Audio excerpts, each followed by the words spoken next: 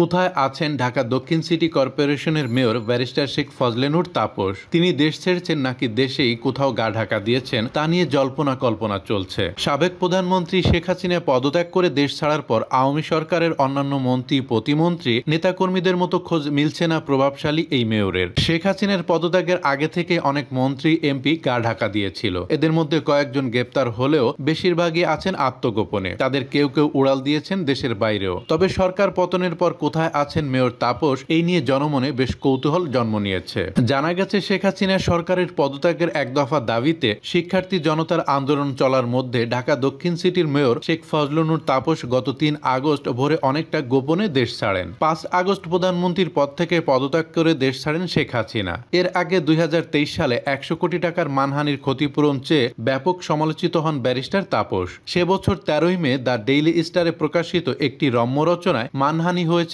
দাবি করে ১০০ কোটি টাকা ক্ষতিপূরণ চেয়ে আইনি নোটিশ পাঠিয়েছিলেন ঢাকা দক্ষিণ সিটি কর্পোরেশনের এই মেয়র। পত্রিকাটির সম্পাদক মাহফুজ আনাম সহ ৩ জনকে লিগ্যাল নোটিশ দিয়েছিলেন তিনি। সে সময় সুপ্রিম কোর্ট প্রাঙ্গণে মেয়র তাপসের আইনজীবী মেজবাহুর রহমান সাংবাদিকদের জানান, ডেইলি স্টার তাদের প্রিন্ট ও অনলাইন সংস্করণে cutting trees to make way for air শিরোনামে একটি কলাম প্রকাশ করেছে। তিনি বলেন, কলামে ঢাকা সাউথ সিটি কর্পোরেশনের নাম বিকৃত করে ঢাকা সাউথ টাউন কর্পোরেশন করা হয়েছে। যিনি কলামটি লিখেছেন তিনি তার নিজের বক্তব্য উদ্ধৃতি চিহ্ন দিয়ে মেয়রের বক্তব্য বলে চালিয়েছেন, বিকৃত করে উপস্থাপন করেছেন। তিনি বলেন, পেনাল কোডের বিদ্যমান আইনে এমন বক্তব্য মানহানিকর। এরপর থেকে সামাজিক যোগাযোগ মাধ্যমে শেখ ফজলে নূর তাপসকে ১০০ কোটি টাকা দামের মেয়র সম্বোধন করা হতো।